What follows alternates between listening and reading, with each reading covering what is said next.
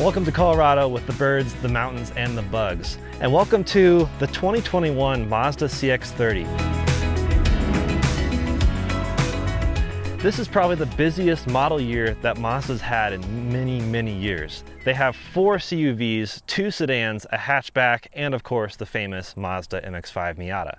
But I wanted to hone in on one model specifically, this new CX-30. Of course we had it last year, but this year they've added a turbo, their 2.5 liter turbo that they've been putting in almost everything but the Miata. But this is kind of a Mazda 3 hatchback built on that same platform, but lifted a little bit and shortened a little bit. It's actually lifted with all this kind of plastic cladding to make it more aggressive, I guess. And it is functional, protects your bottom of your car from rocks and debris, but I don't know how well it's gonna age, honestly. But the Mazda 3 turbo hatchback is kind of a hot hatchback in and of itself. So is this a hot hatchback? But then there's a naming convention. Mazda's CUVs have been like the CX-3, the CX-5, the CX-7, now discontinued, and the CX-9. But then this one brought into the effect double digits, the CX-30. And the CX-3 is going away next year, so I guess we just have this instead. So I'm really not sure what they're doing with their names. But what is this specifically? Is it a hot hatchback? Is it a CUV? Is it premium and luxurious like Mazda is trying to aim for? So let's find out. What is the CX-30? Why is the CX-30? Why is Gamora?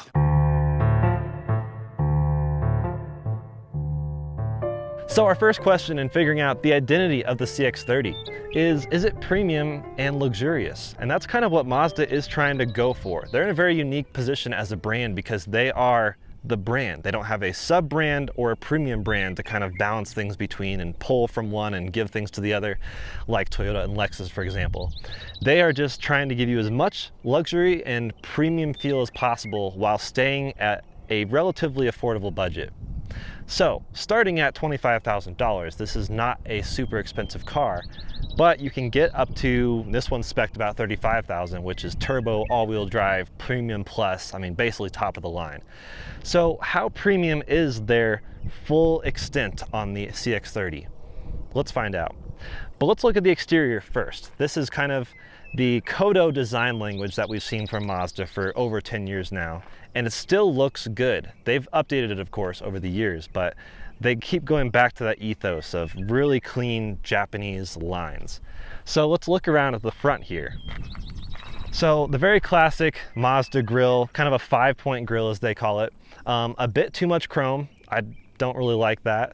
It's fine, it's elegant, it's classy, but if the CX-30 is trying to be a more rugged CUV, then I don't think it really looks in its place, especially the way this chrome jumps out here. It's kind of strange. I hope they have a blacked out version eventually. But other than that, it's really just standard Mazda front end. Looks good, I think it will age well, and lots of plastic cladding at the bottom there, and that's what you'll see kind of throughout the whole car. Over here on the side, you have the black wheels, more black plastic cladding, which of course helps protect from rocks and stuff like that. And you kind of see how tall the car is. It's an impressive almost 8 inches of ground clearance. I do love Mazda's split 5-spoke design wheels they've done for, years and years, and I think that's a good look. More chrome here, hope they get rid of that. Fuel door, of course, and then around the back is where we're seeing more of that modern Mazda styling, especially with the taillights. They're kind of like the circular torpedo look. I love that. I think the rear of the Mazda's cars are kind of their strong point right now. The back bumper and the bottom is again all black plastic and just looks a little chintzy to me, but I guess it's functional. Down at the bottom you have bigger exhaust tips for the turbo variants, so that's kind of cool. Probably sounds a little better. But other than that, you have Skyactiv G turbo all-wheel drive badging, just to let you know you do have the top of the line CX-30. And that's about it. The exterior is, I guess, premium, but let's take a look on the interior. So the interior of the CX-30 is actually one of the more luxurious points about it. It's a very nice place to be, and considering you get most of this at $25,000 if you want is really impressive. This is better than some Lexus interiors I've had. But basically materials, really nice. Leather is great, and it's real leather on the Premium Plus.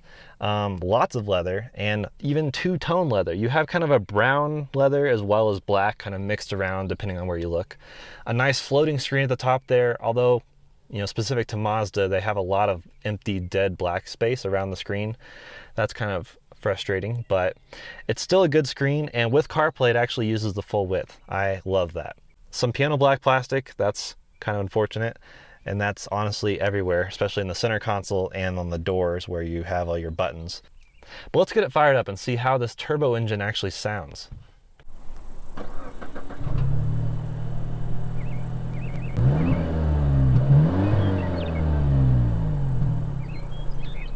So as you can tell, it sounds pretty good. Nothing absolutely crazy, but 2.5 liter with a turbo, twin scroll turbo. It's a solid power plant. And we'll get to more on that when we drive it like a hot hatchback. But this interior is still just like, I have very few complaints. A couple quirky things like this center console won't actually open until you slide it back, then it'll open. Not sure what that's about.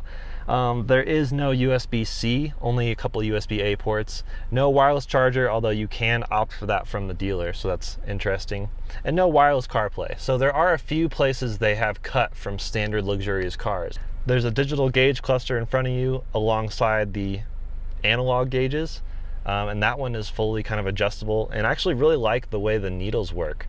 You have like a real needle for what your speed is, and then a fake or ghosted needle as to what your cruise control is, and another red area to where the actual speed limit is. So it's kind of an interesting way to balance, what your speed is versus what it should be.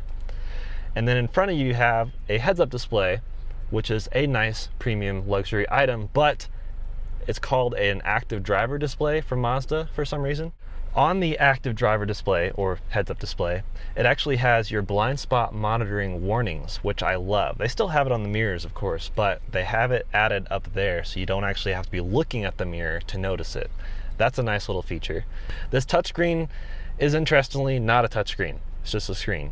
And Mazda is convinced that you should not have a touchscreen because this dial system, which works almost like an Apple Watch crown, should work just fine. And it actually is good. It reminds me a lot of some of the like Audi or Lexus options, and it works the same way. So once you get used to that, it's fine. They even have a nice little analog clock on the screen, so that's kind of fun. But it's just a nice place to be. The seats are comfortable, premium materials almost everywhere, and the paddles are interesting because they're very tiny and they honestly look like an afterthought. They're just plastic and little chintzy things, but they work. So that's kind of sporty, but it's almost like the interior, their focus was what is luxury. And then the settings in the car, there's a lot of normal settings, but there's a couple interesting ones too, like a safety setting that is pedal misuse alert, and you can turn that off and on. And it basically alerts you to when you're improperly driving, and by that I mean driving with 2 feet. It literally will not let you if you have that setting turned on. So if you don't want your kids to drive with 2 feet, turn that on, don't tell them. And then lastly, these columns are really quite nice. They're very, luxury feeling. And one thing I love that almost no one seems to do is the automatic wiper position is in the symmetrical position. Only when it's off does it switch to kind of a lopsided. And that I think makes the most sense because most people would want the automatic. Another nice premium feature is the premium Bose stereo. 12 speakers, Bose sound design, and I'm usually a fan. They do nice bass, nice highs, not as much in the mids, and you don't actually get mid control in the EQ either, so that's a slight downside, but otherwise a great system. It's pretty nice to listen to, never fatiguing. You also have heated seats and a heated steering wheel, but no ventilated seats and no heated rear seats. That is an option reserved for the CX-5. You can't even get this in the highest trim of the CX-30. So that is one differentiating factor. But speaking of those rear seats, let's go see how comfortable those are. So the premium feel continues in the rear. You have the same kind of brown contrasted leather, and you have rear vents, which are not actually that common in this market segment. No third climate zone, but at least you have dual climate zone in the front, so that's nice. And the seats are fine. They actually hold me pretty well, fairly comfortable. And I'm sitting behind myself, and I am pretty tight on legroom. That's one thing to note, is that because this is shorter than the Mazda 3, the Mazda 3 has better rear seat room and it's fine, it's doable. I'm 6 foot even, and I can sit behind myself, and I have just like an inch or two of headroom, maybe less. So it does feel a little claustrophobic. It kind of looks claustrophobic from the outside, honestly, so I'm not too surprised. But otherwise, it's a solid little place. But there are no USB ports back here, so that's kind of a strange thing to leave out of something trying to be premium. So the back is a fine place to be, just not a whole lot of options. If you want premium, really just focus on the front. So I don't know, is the back that important to you? Is it premium? So, is it premium? Is it luxurious? I'd say it's premium, but not necessarily luxurious. Those are actually mutually exclusive in my mind. The looks are fantastic, honestly. The interior is fantastic. It's just not really that elite luxury. There's a few things missing, but honestly, I like it overall. I feel like the colors especially are something Mazda excels at. This is the polymetal gray, which is actually my least favorite color for the CX-30, and still a fantastic color. It's almost their take on like a bluish Nardo gray. But it looks sporty and looks fun with that color, and the back is kind of aggressive. And yeah, that's kind of the next question I had though, is, is it a hot hatchback? Yeah. 3, 2, 1. Get that turbo building. Oh man. All right. Woo. So not fantastic, but you should take that with a grain of salt.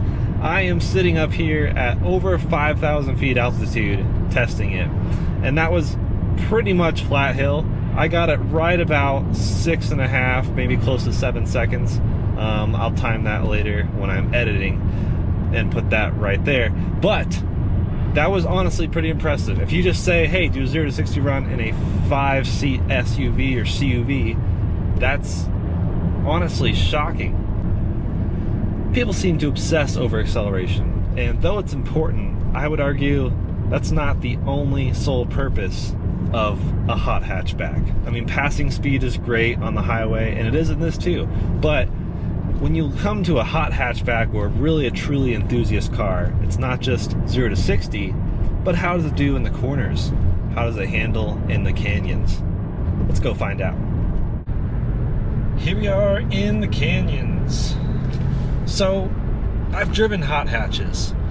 Fiesta ST, Focus ST, Golf GTI, and this is not any of those, but it holds its own.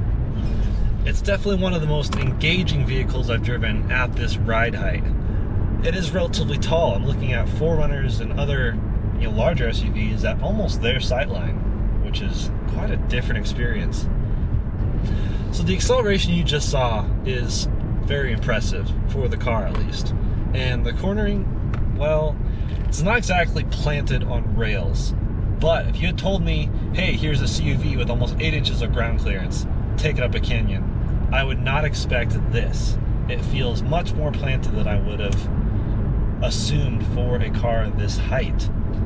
And that just speaks to Mazda's dampening of the suspension. Mazda is notorious for wanting to make a driver's car. Yes, it is supposed to be functional. It is the CX line, so it's their CUV kind of crossover setup. But even their biggest one, the CX-9, they want it to be an engaging, thrilling driving experience.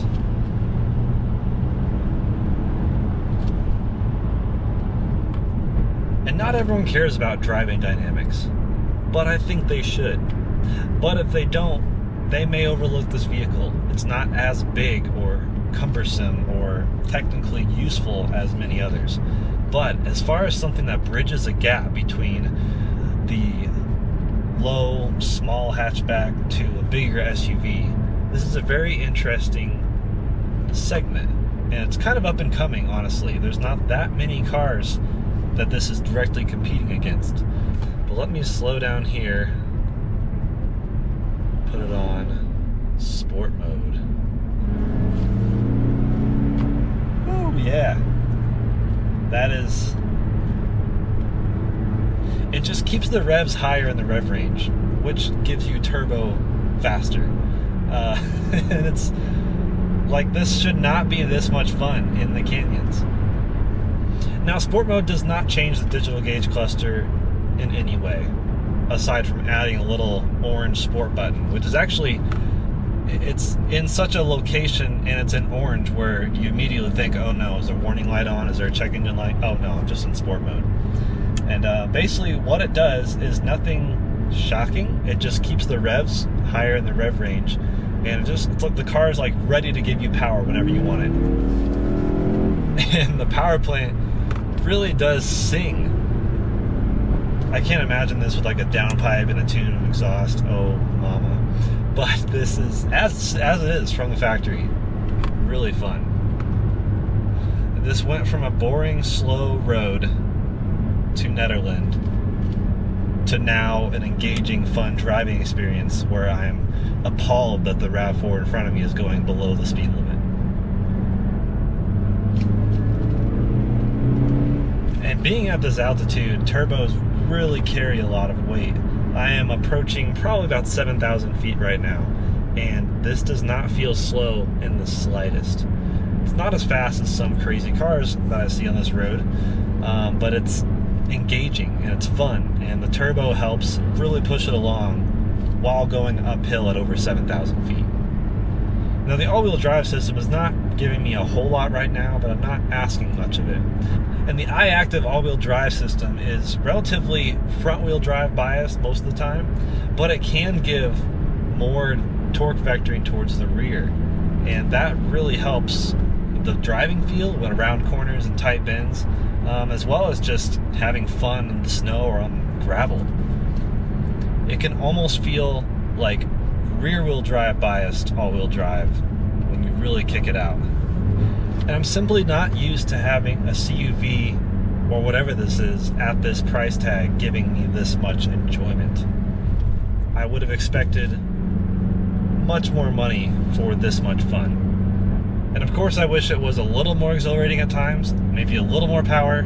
Twin turbo would have been fun, but I have to keep going back to the fact that this starts at 30 grand. Now keep in mind, Sport Mode will definitely eat into your gas mileage. People have reported on the forums, you know, down to like the high teens when they're really revving on all the time. But if you drive it gingerly and never use Sport Mode, you'll probably get 20s and 30s even up here at altitude. It's really impressive. And Mazda has had a 6-speed automatic as basically the standard for almost 15 years now for their automatic lineup. And there's really no complaints I have from it. It stays out of your way when you don't want it. Turning off Sport Mode, revs are kept fairly low. But it is something that sets them apart from the rest of the market. Most people have 7, 8, 9, 10 speed automatics, and the car is always shifting, which typically you won't notice if it's a really minimalist driver's car where it just tries to keep it really quiet and out of the way. But sometimes that is annoying. But having the paddles and having the shifter on the side, you can shift through all 6 gears fairly quickly.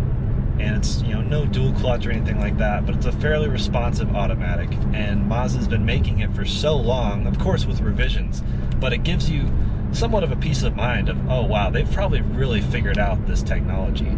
They haven't had any notable transmission issues in years.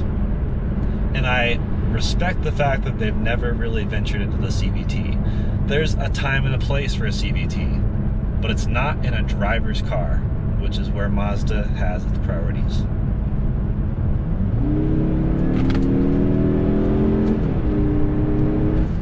And Mazda probably could have squeaked out a few more miles per gallon if they had gone with a, well, nowadays traditional 8 or 9 speed automatic, but that's not exactly the driver's car's transmission. And that's Mazda's focus. They retain their attention on what is a driver enthusiast feel supposed to be like. And I think they've done quite well. This is a car that maybe the car enthusiasts would want to take out during the week and reserve their weekend car for the crazy fun, but this is one where they can enjoy driving throughout the week. Or it'd be a great fit for a spouse or a partner that just wants some luxury and relatively upscale feel, but you as the driving enthusiast inside know this is the car I get to drive every once in a while. And if you and your partner are fighting over who gets to drive on a road trip, you found the right car.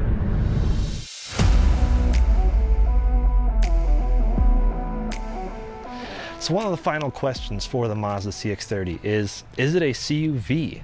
Is it something that has functional storage? And is it something that someone can use on the day-to-day basis, whether moving, hauling luggage, going to Costco, things like that? And based on the Mazda 3 platform, again, this has roughly the same storage capacity. But let's take an actual closer look. The power liftgate is nice. That only comes on the higher trim models, of course. And you have an optional luggage cover here, which can and cannot be in the way. So behind the rear seats, you have 20 cubic feet of storage capacity, which is the exact same as the Mazda 3 hatch. But laying the seats down, which you have to do from inside the cabin, there is no way from up there to do. Make sure the front seats are forward enough as well. But you just press the buttons next to the headrest, lower those down. That extends your 20 cubic feet all the way out to 45 cubic feet, which is just 2 cubic feet short of the Mazda 3. So we can now conclude, based on derivative math or something like that, that the rear cabin space is where the Mazda 3 has a little bit of a leg up, better leg room and overall space for the rear passengers, but almost the same storage. 45 cubic feet is fantastic. There are of course CUVs with more, but how much do you really need? Let me put some perspective in the view. You might want to use this for moving, so have a nice big 18 by 18 by 28 box right here. Another large box here.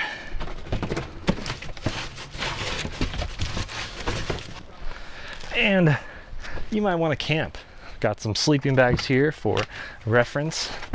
And last but not least, some spicy water, or Perrier, of course. That is a lot of usable space. Plenty for road trips, especially if you have a couple little ones in the back, more luggage back here, or if it's just two of you. That's space for weeks of travel. But space is not the only important factor for a CUV. Can it go off-road? Yes, yes it can.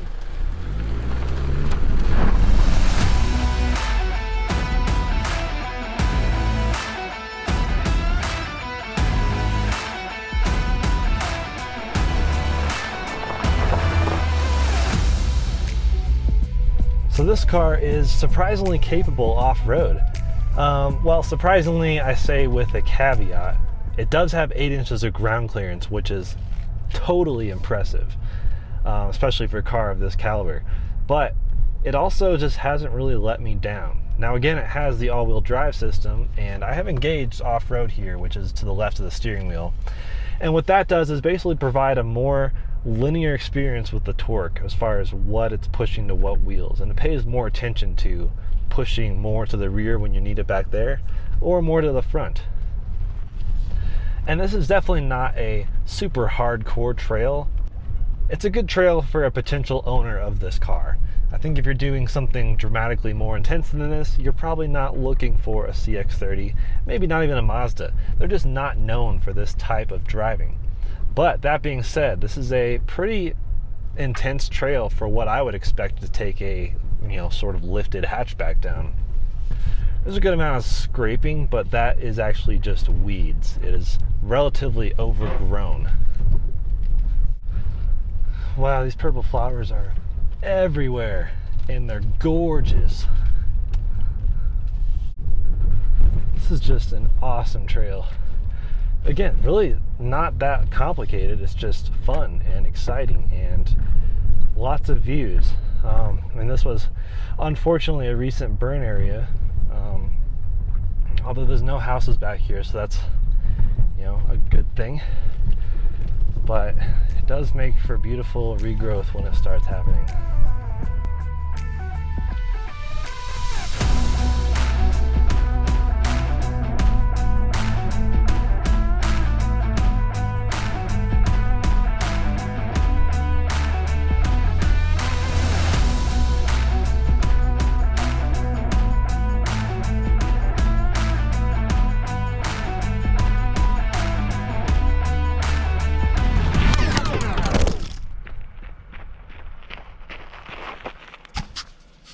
Son of a bitch.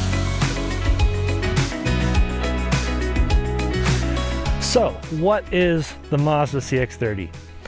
Well, it's a fantastic daily driver for an auto enthusiast. Mazda loves giving that focus to actual driving feel. They want you to have a car that was meant to be driven, not just can it drive. They give you that tangible feel between you and the car, between point A and point B, not just will it go from point A to point B. So, to revisit our questions, is it a premium driver's car? Is it a fiery hot hatchback? Or is it a capable crossover? Well, yes. It touches on all of those things, and fairly well, I might add. But the real question is, does it try to do too many things, and subsequently, is it subpar at all of them? Should Mazda just have focused on one thing and done one thing really well? Well, that leaves me to think that's what the rest of their lineup is for. The Miata is fun and exhilarating. The CX-9 is the full-fledged three-row SUV. This is kind of something that touches on everything, and some people want that. Let us know what you think in the comments, and we'll see you very soon in another video.